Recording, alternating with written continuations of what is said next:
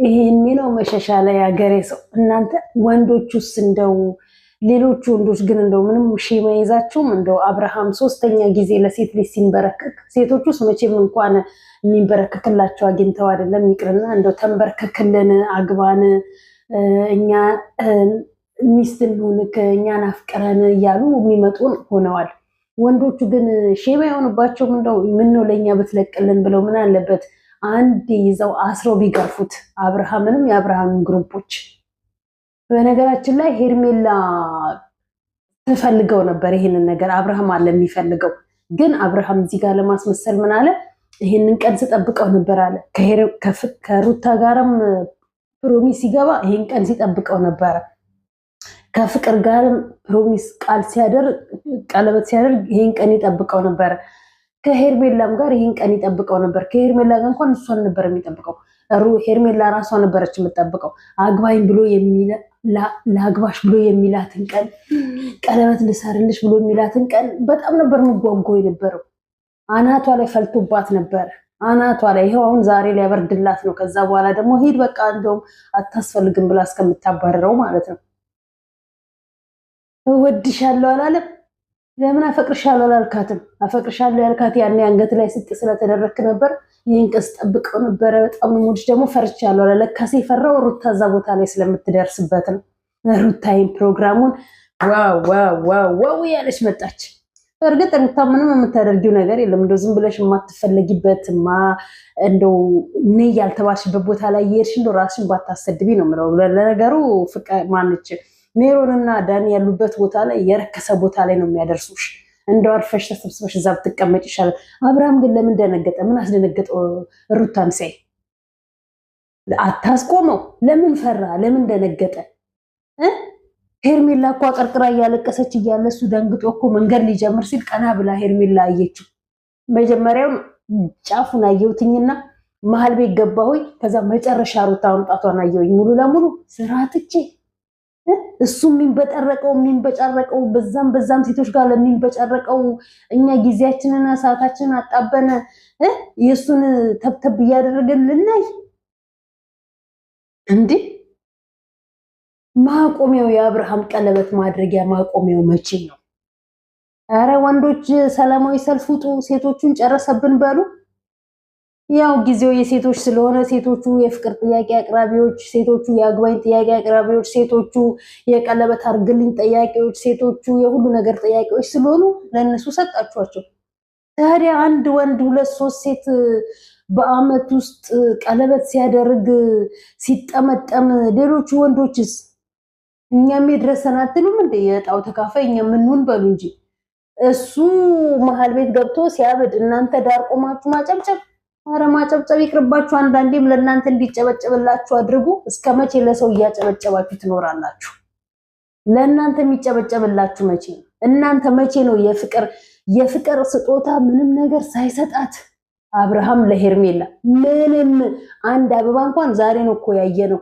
ፕሮግራሙ ላይ ማለት ነው እሱንም አይነውን እያየ መርገፍ ጀምሯል መሰለኝ መርገፍ የጀመረ አበባ ነው ራሱ ማለት ነው ሊሰጣት የተንበረከከው እዛ ውስጥ ደግሞ ለማስመሰል የሆነ የአርቲፊሻል አለ አይደል በእንትን የሚሸጥ እሱን አስገባላት ከዛን አብርሃም ድምጽ ጠፋኩ አለ ወድሻለሁ ሲላት ከዛም ጸጥ ሲል አፈቅርሻለሁ ለማለት አፉ ተያዘ ምን ብሎ አፈቅርሻለሁ ይበላት አፈቅርሻለሁ የሚል ቃል ካፉ ወጣ አለ ካለች አይኗ በተጨፈነበት ያኔ ለሩታ ቀለበት ሲደረግላት እኮ አይኗ በስነ ስርዓት ታስሮ ጀማው ሰብሰብ ብሎ እስቲ አሁን ሄርሜላን ቀለበት ሲያደርግላት ማን አለ እነዚህ አዲስ አጨብጫቢዎች አዲስ አቃጣሪዎች አዲስ ሴታ ውሎች ናቸው የሩታ ጊዜ እኮ እነ ኤፍሬም እነ ብሩክ እነ ማርክ የሌለ እኮ የለም ከዛ ደግሞ ዛሬ ማን መጣ እቺ ልጆቿን ብቻዋን የምታሳድግ ያለ አባት የምታሳድግ እህቷ አለች እቺ ዘረጦ ዝፍዝፍ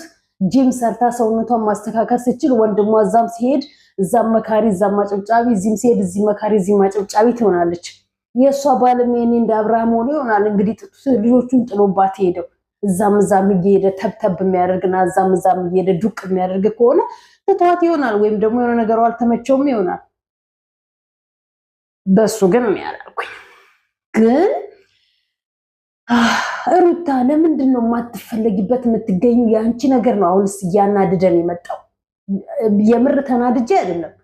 እንደው ምን አያስመጣሽ? አይኖ ተጠርተሽ ነው ወይ እነሱ ደስ ሊላቸው ይችላል፣ ወይ ደግሞ አንቺ ልትናደጅ ትችያለሽ። እነሱ ወይ ጠርተውሽ ይሆናል። አይኖ ነይ ዛሬ የአብርሃም እንትን ከውስጣቸው እኮ ነው። ወይ አቤል ራሱ ይሆናል፣ ማን ያውቃል? ደውሎ ልክ ከዚህ በፊት አፈቅርሻለሁ የሚል ጥያቄ ሩታ ፊት ጠይቅ ብሎ እንዳለው ሩታ ፊት አፈረና ሩታ ዞር ስትል አፈቅርሻለሁ ብሎ አላት። የድራማው ድምቀት እንዲመጣለት ማለት ነው። ልክ ሩታ ካሰረዋ ስትሄድ አፈቅርሻለሁ ብሎ አላት። እንደዛ የአዞን ባፊቷ ቲማቲም እስኪመስል ድረስ አነባች። ከዛን አፈቅርሻለሁ ብሎ አላት። ዛሬ ደግሞ አፈቅርሻለሁ የሚል ቃል ጠፋ ካፉ። ምክንያቱም አያፈቅራትማ። ጀስቲን ጆይን እያደረገባት ያለው እስቲ አፈቅርሻለሁ በላት ጀምሮ እስኪያልቅ እኮ አፈቅርሻለሁ አላት። ይህን ቀን ስጠብቀው ነበረ። ወድሻለሁ ምናምን ጣቷን ሰው በዛም ያጨበጭባል። ሰው በዛም ጣት ላይ ቀለበት ያደርጋል። ለዛችም ሴት ቃል ይገባል።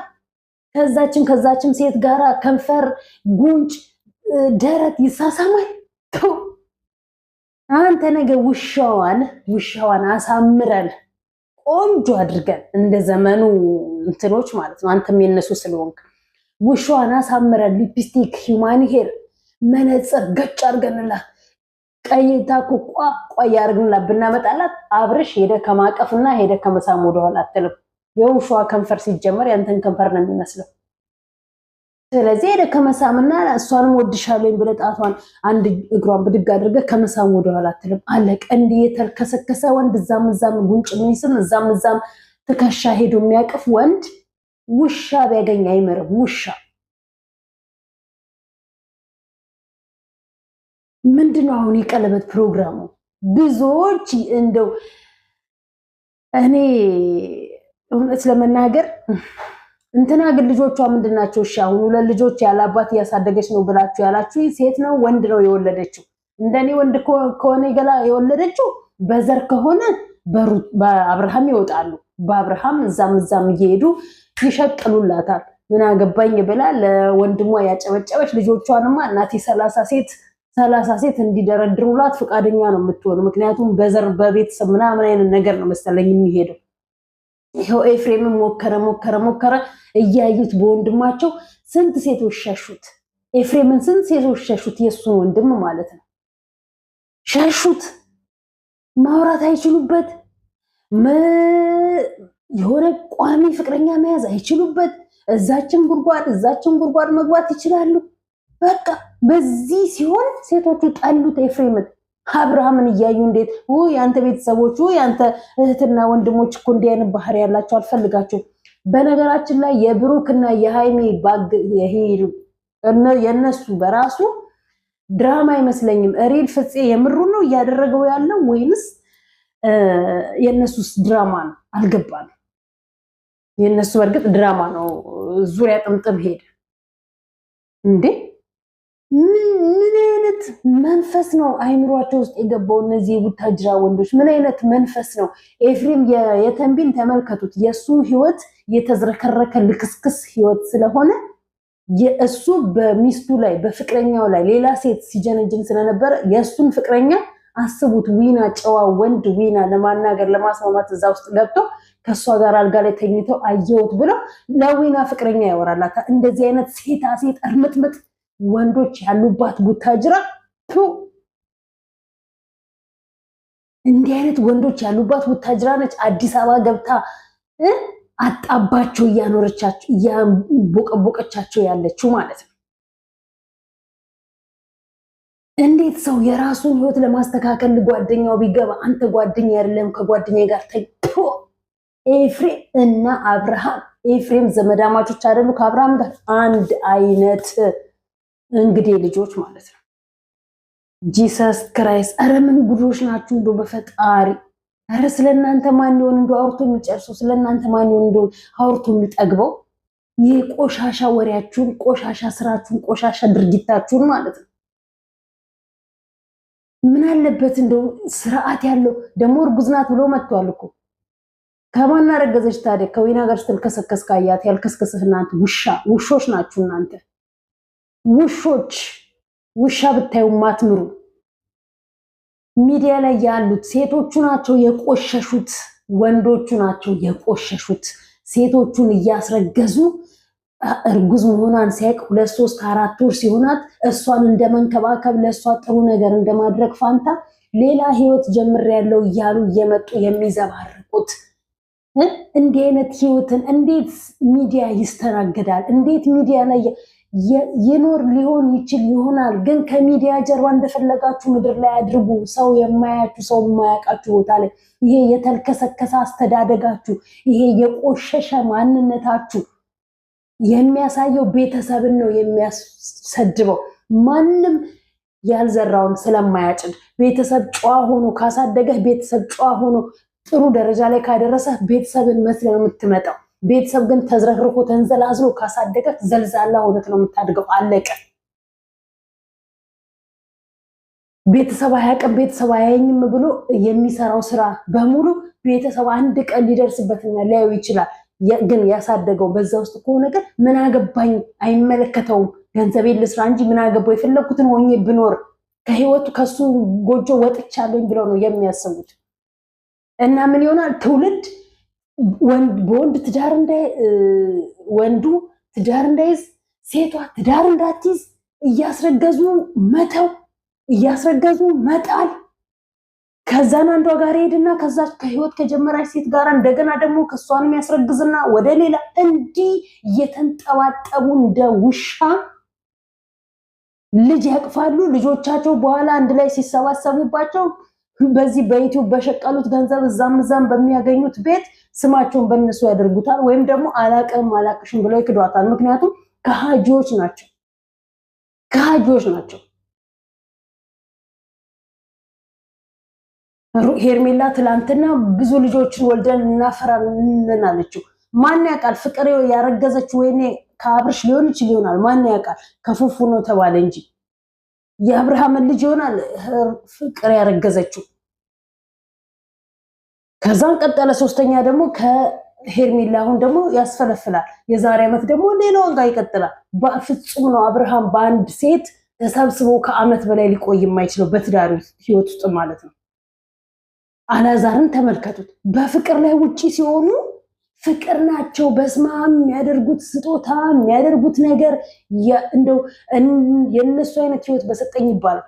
ትዳር ውስጥ ግን ሲገቡ ይሄ ቤተሰቦቻቸው ትዳርን ተቻችለው ያላሳደጓቸው ቤተሰቦቻቸው፣ አባትየው ትዳሩን ፈቶ ሌላ ቦታ ሄደ፣ እናትየው ትዳር ፈታ ሌላ ቦታ ሄደች። ከዛን እነሱ ትዳር ውስጥ ሲገቡ እንደዛው የተፋቱ። በቃ ያስረግዛል፣ የራስሽ ጉዳይ አይመለከተኝም፣ ማን ነግርሽን ስቀይና ስጭኛለሽ ይላታል። እኔ ልጃገረድ ሆነው አያገኟቸው እንደሆነ አናቅም። ልጃገረድ ሆነው ቢያገኟቸው በእርግጥ ለነገሩ ምን በዚህን ሰዓት ላይ ሚዲያ ላይ ያሉት እንደሆነ እያየናቸው የድራማ አርግዣለሁ ብለው ይመጣሉ። መቼ እንደዚህ ይላሉ፣ ከሌላ ጋር ተነካክታለች፣ አለቀ፣ ምን አገባኝ እኔ እንደዚህ ጋር ምን አታገለኝልና የተበታተነችውን እንትን ያለችውን ይሰበስባል። ከዛ በኋላ አለቀ። በዚህ ህይወት ትዳር ይመራል፣ በዚህ ህይወት ትዳር ይኖራል። እጅግ በጣም የሚገርም የሚያሳዝን ላይፍ እያየን እየሰማን ያለ ነው። ነገ ግን ዛሬ ዝም ያለውና ነገ በእያንዳንዱ ቤት ተንኳክቶ ገብቶለት ልጁ ሴትም ትሁን ወንድ ልጆቹ እንዲህ አይነት ላይፍ ሲያሳልፉ ምን ነው ትላንት ዝም ባላልኩኝ ኖሮ በጮኩኝ ይላል። የጮህም ደግሞ አፉ ሲከፈትበት እንኳን አፉ ተከፈተብኝ ዛሬ ልጆቼን ለመሰብሰብ ጠቀመኝ ትላንት መሰደቤ ይላል። እንደኔ አይነቷ ብትሰድቡኝ ምንም ብታረጉኝ መስሚያ ጥጥ ነው። ልጆች አሉኝ፣ ነገ ልጆቼ ወንዶች ናቸው። ምን የአብርሃም ላይፍ ቢኖራቸው ጸጥ ብዬ አላያቸውም። ስርዓት ያለ የኔ አባት ባሳደገኝ መልኩ እናትና አባቴ ሰብስበው ባሳደጉኝ መልኩ እንዲኖሩልኝ ነው የምፈልገው እንጂ የአብርሃም ዘልዛላ አይነት ላይፍ እንዲያገባ አልፈልግም። ወይም የሄርሜላን አይነት የተንዘላዘለ ህይወት እንዲኖራቸው አልፈቅድም። አለቀ። የትዳርን ክብር የማያውቁ የቀለበትን የቃልን ትርጉም የማያውቁ የረከሱ ናቸው ሚዲያ ላይ የሚመጡት። የረከሱ ለስሙ መስቀል አንገታቸው ላይ አንጠልጥለዋል። በጥሱ መስቀሉን አንገታችሁ ላይ ያለውን ሳያንቃችሁ በፊት ቃል በገባችሁት ሳያንቃችሁ በፊት ውጡ።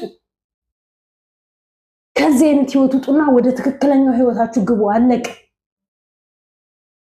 የትም አያደርሳችሁም። ይሄ መወላወል፣ ይሄ ለዚህም ለዛም ቂጣችሁን መክፈት፣ ለዚህም ለዛም ሱሪያችሁን ቀበቷችሁን መፍታት፣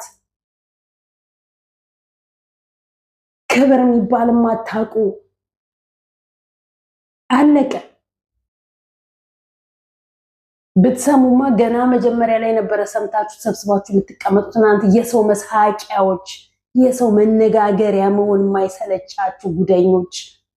ትልቁ ዳቦ ሊጥ ሆነ። የዚች የትልቋ መቡካካት እዛ ውስጥ ገብታ ቆሻሻ ስሟን ማድረስ ሲገባ ጭራሽ ቀለበቱ ላይ ተገኘች። ይህንን ሂማን ሄር ለጥፋ እህትየው ከዛ ውስጥ እኔ አንዱን ወይ እንዲጠብስሽ ፈልገሽ ይሆናል የመጣሽው። ለማንኛውም አመሰግናለሁ። እውነት እኔ እንጃ በስመ አብ። እኛም እንጨዋለን እናንተም ትሰራላችሁ። እስቲ ማቆሚያው መቼ እንደሆነ እናየዋለን። አንድ ላይ በህብረት እናየዋለን። ሚዲያው የሁላችንም አይደል? እናየዋለን።